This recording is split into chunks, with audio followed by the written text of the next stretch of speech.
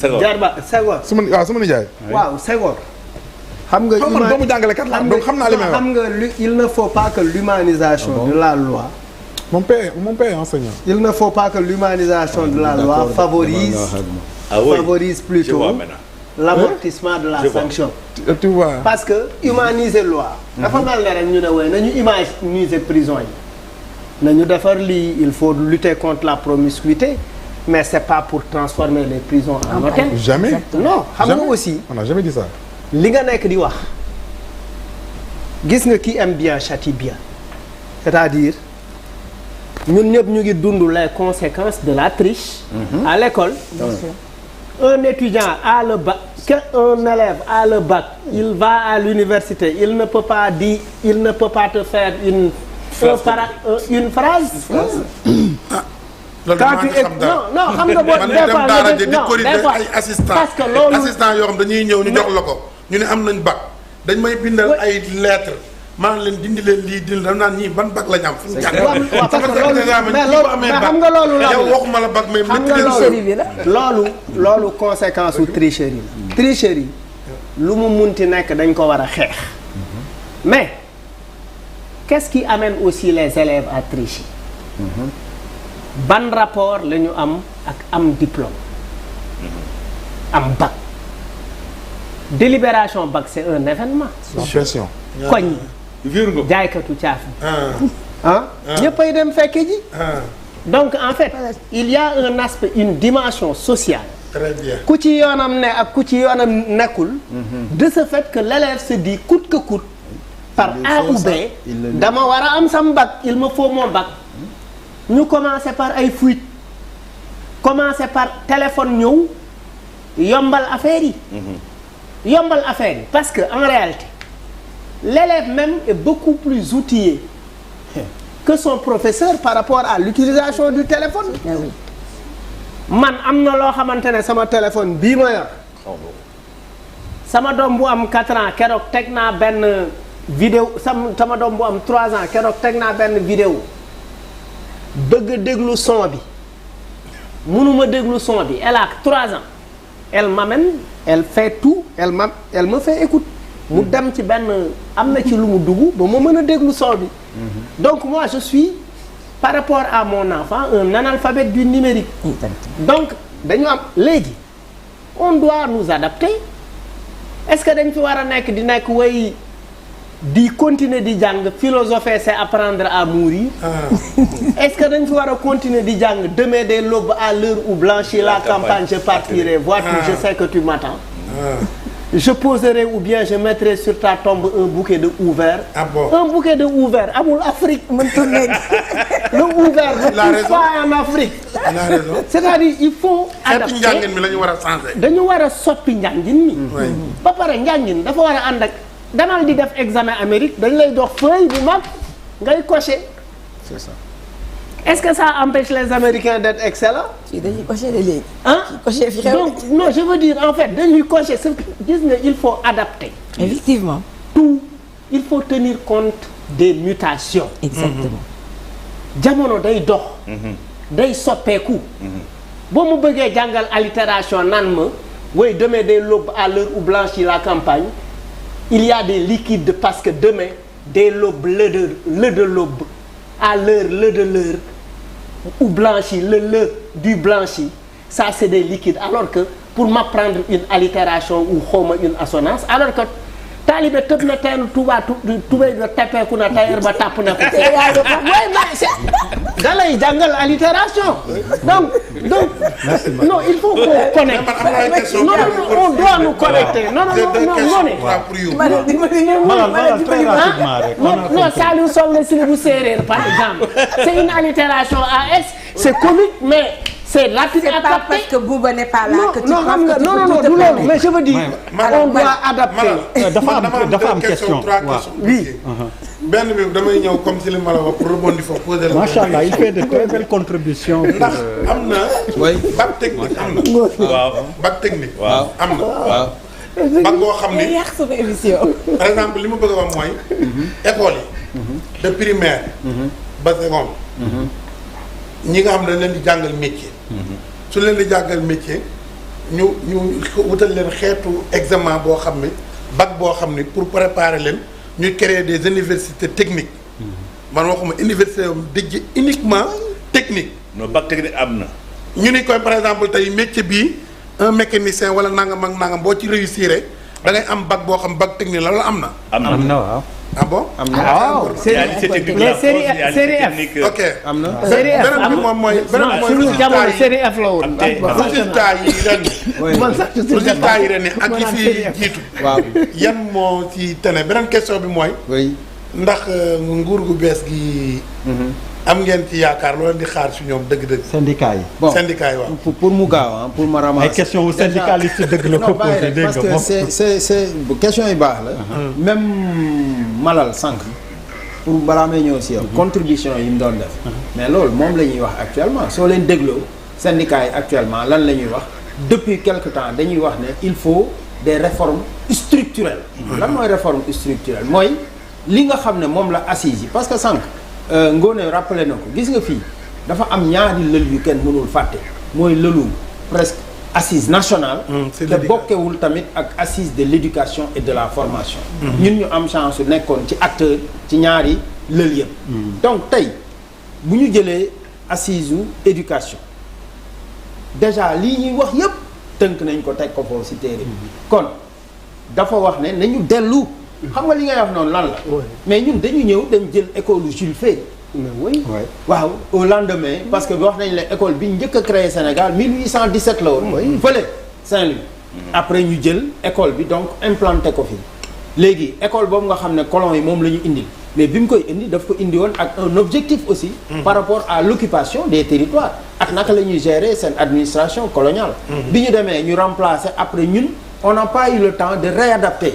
moo tax soo xoolee depuis lors am na lu bëri lu ñu fi def soo xoolee depuis lors am na la loi d'orientation de 1971 ñu ne noo baaxul ñu defaat de 1991 ñu ba léegi loi bi sax ba léegi dañuy jàpp ne amul li ñu soxla donc nga jëlaat aussi les politiques publiques depuis indépendance ñaata politique publique lañ fi déroulé du jeex ba tey ñu ngi ci le paquet am na lu ko jiitu le PDEF am na lu ko jiitu donc toutes ces politiques publiques ba léegi voilà on cherche dañu bëgg a am ñun école bi méngoo ak suñu aada ak suñu cosaan si boobu nag ngay déggee que dañuy dellu ñun jàngat li ñu moom ñun suñu culture jàng suñu ay aada ak suñu cosaan loolu il faut mu am pour que jàngaan bi mën a dellu ci environnement te su boobaa da ngay gis ne day gën a def performance exemple bi may joxe souvent mooy quand même le cas de la Corée dañu dem def école yëpp tijji seen école mais bi ñu xamee ne lii du dem dañu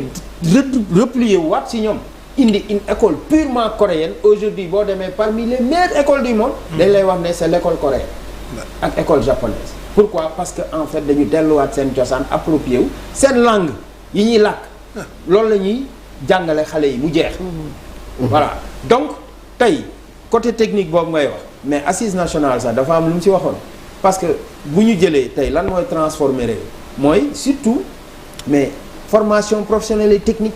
C'est ça. parce que foofu la ñuy amee ay compétences ñooñu ëllëg ñoom ñooy liggéey dans l'industrie. C'est ça. compétences yooyu li ñuy wax ay léegi série F xaw ma am na ku doon wax kii. léegi on parle de série T. donc ce sont les séries techniques. donc ñoom ñooy dem actuellement di liggéey au niveau de l'industrie ñooy liggéey fépp donc bu ñu amee tey application wu li tukkee ci assises yi dane woon tey boo jëlee 70% de nos élèves ñu ngi ci les séries littéraires nga dem à l'université ñu ne la 24% des étudiants 100 000 étudiants yi ngay dégg 24% ci ñoom ñoo nekk séries scientifiques et techniques li ci des yëpp ñu ngi ci série littéraire ak yeneen donc assises yi dañ ne woon nañ inversé ba nga xam ne tey peut-être dinañ am le contraire ñu am peut-être 70% yu nga xam dañuy def science ak technologie pour que mën a développer réew mi peut-être le contraire donc yooyu ay réformes la yu am solo yoo xam ne ñu ngi siy liggéey maintenant sa dernière question je pense da nga ne résultats yi bon résultats yi bu ñu comparer en tout cas depuis Covid dafa am changement yu mu indi woon comme quoi dañu xooloon ne il faut ñu relever le taux d'encadrement bi ñu ko defee ba pare wàññi effectifs yi parce que problème bi au Sénégal aussi dafa bëri problème mooy les effectifs pléthoriques da ngay ñëw benn classe bu war a def 45 moom mooy effectif bi autorisé Sénégal bi ñu xam da ngay gis classe bu def 130 élèves. oui 130 ñii toog par 4. 130. 130. xanaa double flux amatul. non c'est que léegi peut-être da ngay am multigrade double flux doonoon na conséquence su plan d'ajustement structurel yi.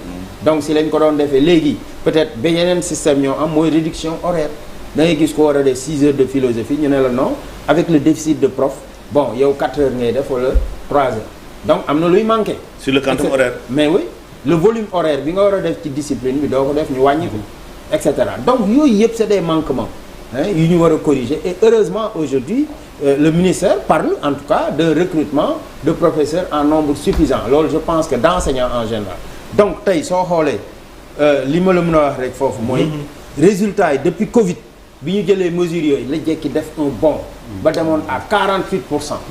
donc mooy année Covid bi. peut-être parce que pour yow résultat ren yi on a consolidé maintenant les 2 dernières années aussi da ngay xool que c'est 51%. 2023 c'était ça 2022 c'était ça.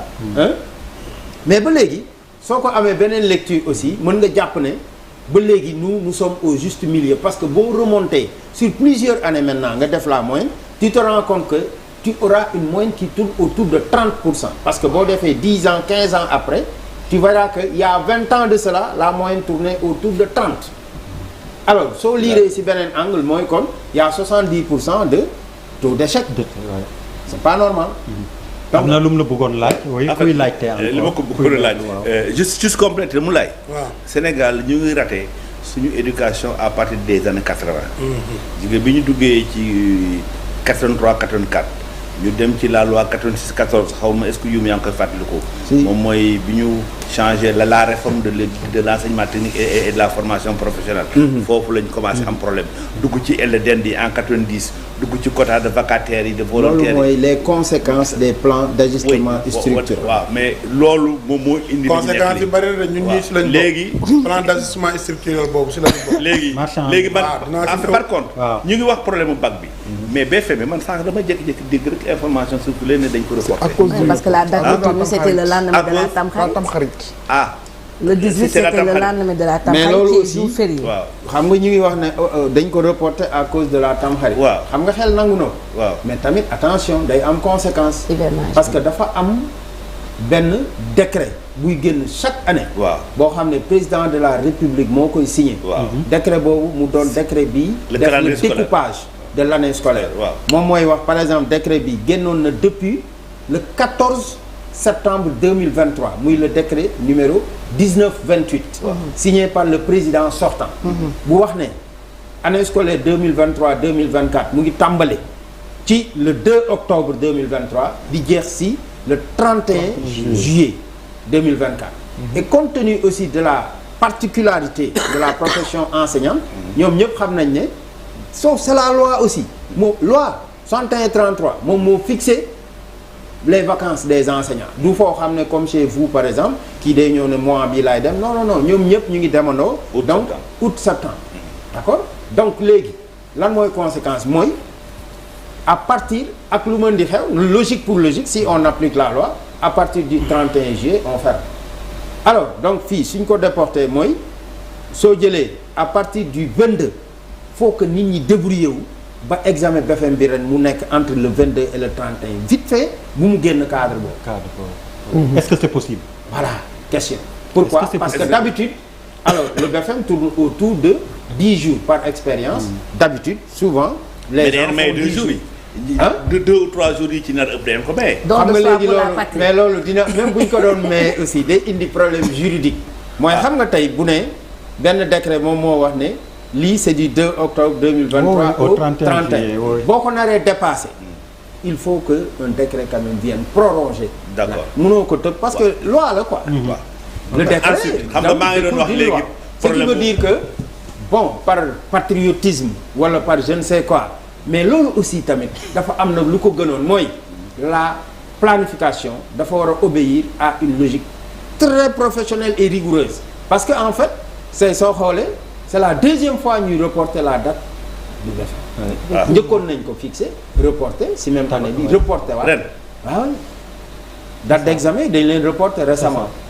donc peut-être oui mais. moi je pensais que c'était plus chevauchement. mais Ablaye. est-ce que du chevauchement. non aussi itam le report aussi. dafa am lu ko waral. parce que tamit il faut qu'on dise que le